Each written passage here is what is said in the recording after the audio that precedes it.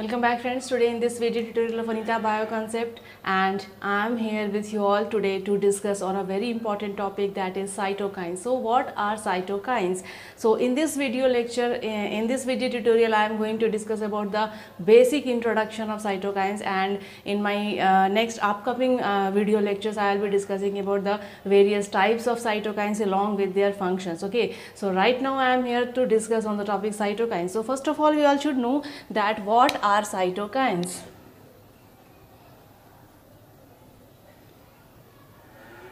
Okay, so cytokines can be defined as low molecular mass proteins, low molecular mass,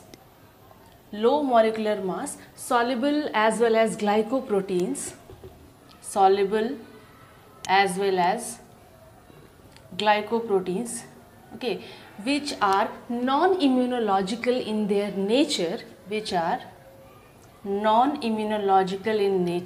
and they are secreted by a variety of cell types. They are secreted by various cells distributed along with, okay, and they are secreted by a variety of cell types. They are secreted by variety of cell types. Okay, and how they act? They act non-enzymatically, means they don't act enzymatically. Okay, their actions are not enzymatic in nature, so they act non-enzymatically. They act non-enzymatically through various receptors which are present on the surface of target cell. Through various cell surface receptors which are present on target cell. So these are known as cytokines. Okay, and these are mainly responsible to regulate the host cell functions. So what type of functions they are going to regulate? What type of functions they generally regulate? For example, there are many functions which are being regulated by the help of cytokines. For example, they regulate hematopoiesis. Now what is hematopoiesis? Hematopoiesis is the formation and differentiation of blood cells. So they are going to regulate the hematopoiesis. They are mainly helpful in the development of both type of immune response, such as CMI as well as HMI. Now say CMI means cell mediated immune response and HMI means humoral mediated immune response. So they help in the development of cell mediated immune response as well as humoral mediated immune response. They are helpful in the induction of inflammatory response. So inflammatory responses are also being induced by the help of cytokines. Next, after the cellular proliferation as well as cellular proliferation and differentiation process are also being controlled by the help of cytokines. So cytokines are having lots of functions which are mainly very helpful. Okay, so what we have seen, it helps in CMI, HMI, it helps in the induction of inflammatory responses, it helps in the regulation of hematopoiesis,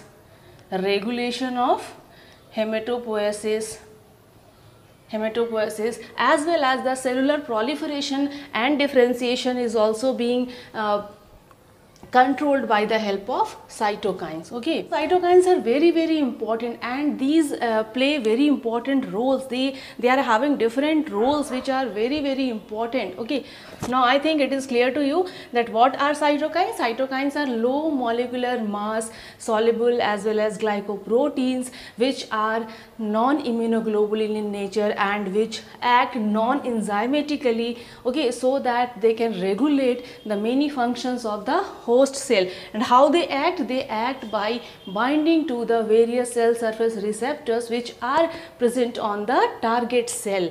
Okay, now we will see that there are three modes of function.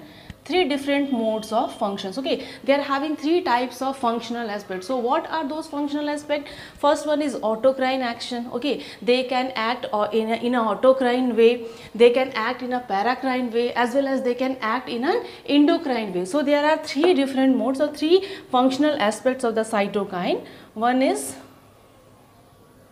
autocrine. Okay, means they can affect the same cell, okay, which is responsible for the cytokine production. They will act or they can act on the same cell. Okay, so if they can affect or if they can act on the same cell from which they have been produced,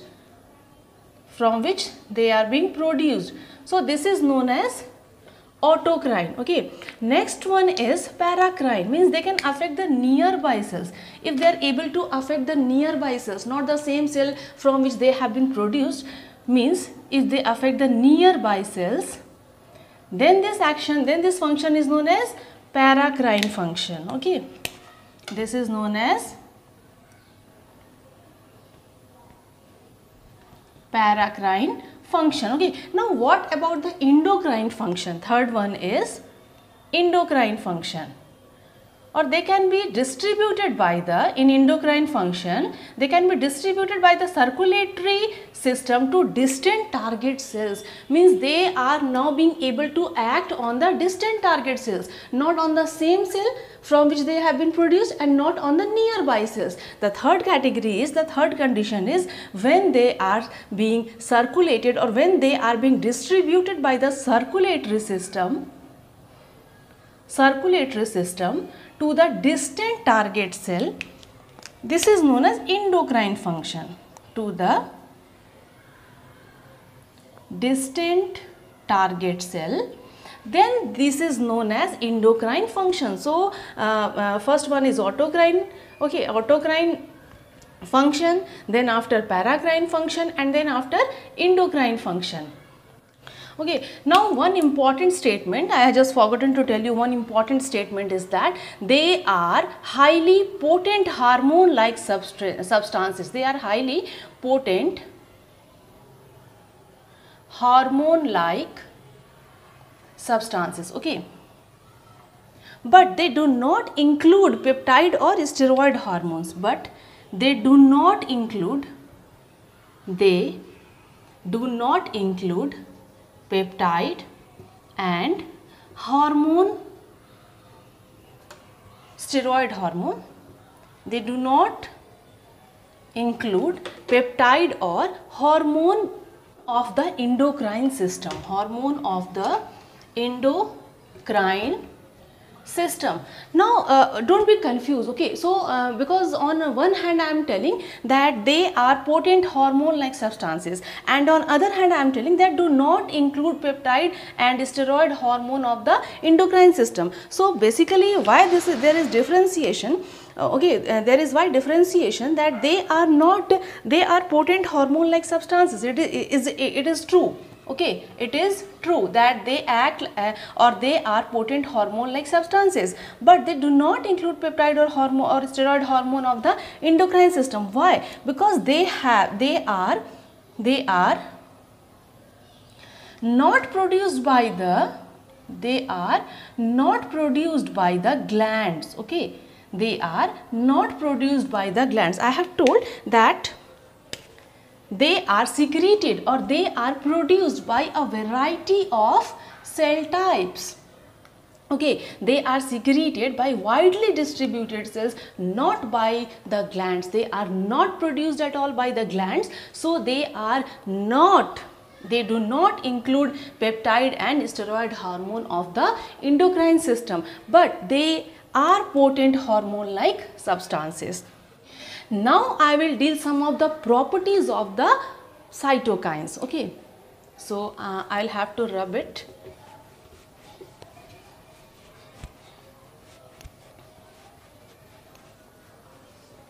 So the first property of the cytokines is pleiotrophy. Okay, what do you mean by pleiotrophs? Pleiotrophs means they are having different biological effect on different target cells, means they are not having same biological effect on all the target cells. They are having many more target cells, so they will be having different biological effect on different target cells. Okay, and if this is the case, it is known as pleiotrophy. So it is one of the most important property of the cytokines. Now come to the second one. Second most important property of the cytokine is redundancy, means two or more cytokines mediate more than two or more cytokines can mediate similar type of functions. It is not mandatory, it's not required all the time that yes, all the cytokines will function differently, or all the cytokines, each and every cytokine will perform different function. So in case of redundancy, what happens? Two or more cytokines can similar type of functions. Now, another property of cytokines are synergy. They are having synergy effect. Okay, so what is the meaning of synergy effect here? 1 plus 1 is not equals to 2. 1 plus 1 equals to 11. This is the meaning of synergy effect. Okay, I will explain you. Synergy effect means the combined effect of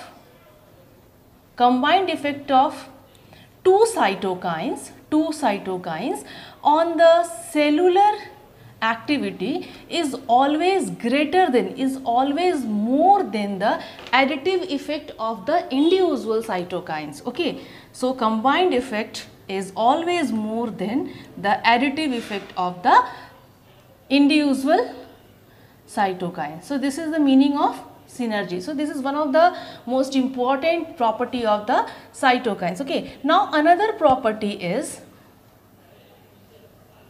antagonism. Antagonism means effect of one cytokine inhibit the activity of or the effect of another cytokine. Okay, so antagonism means effect of one cytokine inhibit the effect of another.